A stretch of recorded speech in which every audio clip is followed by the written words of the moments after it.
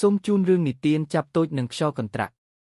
នៅលើភ្នំខ្ពស់មួយមានព្រៃឈើពណ៌បៃតងស្រងាត់ជាកន្លែងដែលសត្វជាច្រើនរស់នៅលើដើមឈើធំមួយមានចាប់តូចមួយរស់នៅតែម្នាក់ឯងវាមានភេទពណ៌និងស្លូតបូតធ្លាប់រស់នៅក្នុងក្តីសុភមង្គលដោយមិនព្រួយអីសោះរាល់ព្រឹកចាប់តូចតែងតែលេងភ្លេងចម្រៀងរីករាយបន្ទាប់មកវាធ្វើអាហារហើយហែលេងលើស្លឹកឈើវាមិនដែលយកចិត្តទុកដាក់ពីការហាត់ហើរពេកទេមិត្តភក្តិចាស់ជាច្រើនបានណែនាំវាឲ្យហាត់ហើរឲ្យប្រសើរឡើងដើម្បីថ្ងៃណាមានគ្រោះថ្នាក់នឹងអាចគេចផុតបានប៉ុន្តែចាប់តូចគិតថាព្រៃនេះស្ងប់ស្ងាត់ណាស់មិនអីទេខ្ញុំនៅល្អប្រសើរមួយថ្ងៃឋានព្យុះធំមកដល់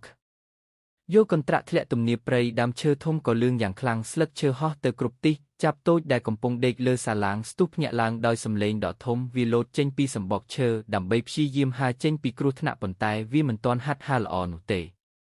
ស្លាបរបស់វាគ្មានកម្លាំងគ្រប់គ្រាន់ចាប់តូចហើរមិនបានឆ្ងាយទេហើយដើមឈើក៏ឆ្កាំងទៅលើវាលាហើយល្អណាស់មានដើមឈើមួយនៅក្បែរត្រូវខ្យល់បង្វើបង្អួតយ៉ាងលឿនដូច្នេះចាប់តូចក៏ត្រឡប់មកហែភ្នែករកកន្លែងជួសជុលហើយស្រាប់តែរកឃើញរន្ធតូចមួយក្នុងថ្មវាបានហែចូលនិងគេចផុតចេញពីស្ថានភាពគ្រោះថ្នាក់នោះពេលភ្លឺថ្ងៃឡើងចាប់តូចមើលជុំវិញឃើញព្រៃស្រស់ស្អាតរបស់វាបានបំផ្លាញទៅជាច្រើនព្រោះការបំផ្លាញនោះមិត្តភក្តិចាស់ជាច្រើនបានបាត់បង់ផ្ទះមានមនុស្សមកជួយសង្គ្រោះសត្វមួយចំនួនទៅរកទីសុវត្ថិភាពថ្មីចាប់ពីថ្ងៃនោះចាប់តូចបដូរបទបញ្ញត្តិ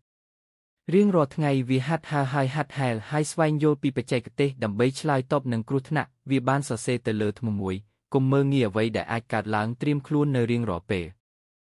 ក្រោយមកចាប់តូចបានក្លាយជាចាប់ខ្លាំងមួយដែលអាចហោះឆ្លងភ្នំឆ្លងទន្លេនិងជួយចៅចាប់តូចក្នុងព្រៃថ្មីរៀនហើយប្រាប់ពួកគេពីអត្ថប្រយោជន៍នៃការត្រៀមខ្លួននិងការហត់ខ្លាំង